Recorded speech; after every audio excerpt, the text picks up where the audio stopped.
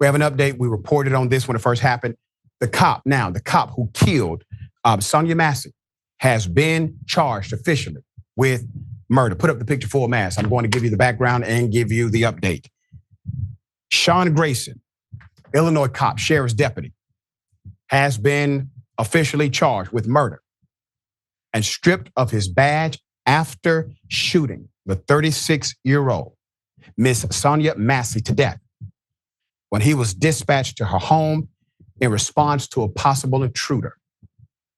Officers never spotted the bad guy while an innocent woman lay there at their feet, mortally wounded. With millions watching and many people benefiting from this program called Indisputable, we just need 1% of the viewers to become a paid member so we can continue to bring this content to you. Now back to the show. Before the fatal encounter, Miss Massey herself placed a 911 call.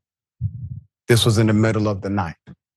She thought there was a prowler at her residence in the 2800 block of Hoover Avenue, where deputies arrived shortly after 1 a.m., according to family attorney. Moments later, it was Miss Massey who was shot. Now think about this. She pays their salary through her tax dollars. She pays those taxes so that when there's an emergency, she can call 911 and get some assistance. There's an advocate for her. There's a protection because she pays for this. She believes there's a criminal inside of her home to do harm. She calls the safety protection line that her tax dollars pay for. There may have been a prowler, we don't know. But the prowler, if there was one, left her alive. It was the 911 call that killed her. I want you to think about that for a minute. And I want you to understand that especially when Black people call 911, even when we need 911, we have to think 3, 4, 5 times harder about making that 911 call because all of our lives could be changed forever because somebody decided to misinterpret the scene due to their bias.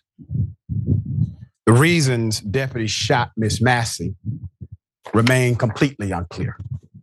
No explanation has been given. Officials have not disclosed the circumstances that led to officers to open fire. Whether Massey was armed or how many times she was shot, nobody knows. The woman was rushed to a nearby hospital, St. John's, where she was pronounced dead at 1:47 a.m., according to the county coroner, Jim Allman. The 2 deputies involved were unharmed, according to the report. The state police conducted the investigation. The county state's attorney's office also opened a probe, finding that Grace's use of deadly force was not justified. A grand jury indicted the deputy on Wednesday with 3 counts of first-degree murder, aggravated battery with a firearm, and official misconduct. Massey's family watched the body camera footage Thursday, and a retracted copy is expected to be released to the public next Monday. Put him up, Jack Campbell, county sheriff. Buck stops with him.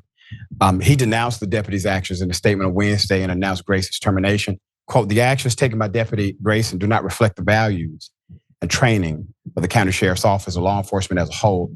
Campbell wrote, "Good law enforcement officers stand with our community condemning actions that undermine the trust and safety we strive to uphold.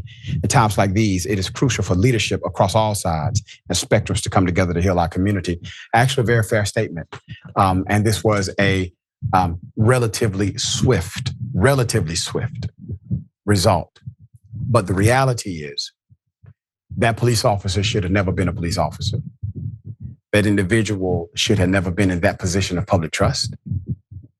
And it should have been an arrestable offense at the scene when it happened. All right, Mr. Mayor, very sad situation. Obviously, this hint of justice does not bring the woman back, but it provides an opportunity for justice to be served after a tragic event. Yeah, and I think it speaks to, and I hear the sheriff and his response about, what it does not reflect the behavior of police officers and his department or at large, but it's we are we are obligated to be mindful of the story we just covered in Lakeland. We're obligated to be mindful of what happens in other places like California and LA Yep. with their department. And we're also obligated not to forget that this is the police department, or it's in close proximity to the police department that had secret prisons. People were disappearing in Chicago because they had a secret police department where they would just take people and leave them and do whatever they wanted to, torture them in the United States of America. So when you talk to me about this culture not being reflective of police departments, I think you're meaning police departments on TV. What you're doing is sowing discourse in communities where people don't trust police departments. And you're also indiscriminately advocating for vigilante. Because why in the hell would I call the police department at 1:00 when I'm gonna be dead by 1:47 when I'm the victim? When I'm worried about my life at my house, and then come to find out the person that might have stole my microwave is gone, but the police officer that might steal my life is still coming. Yep. It's insane, isn't it? All right, we're going to keep you updated on this.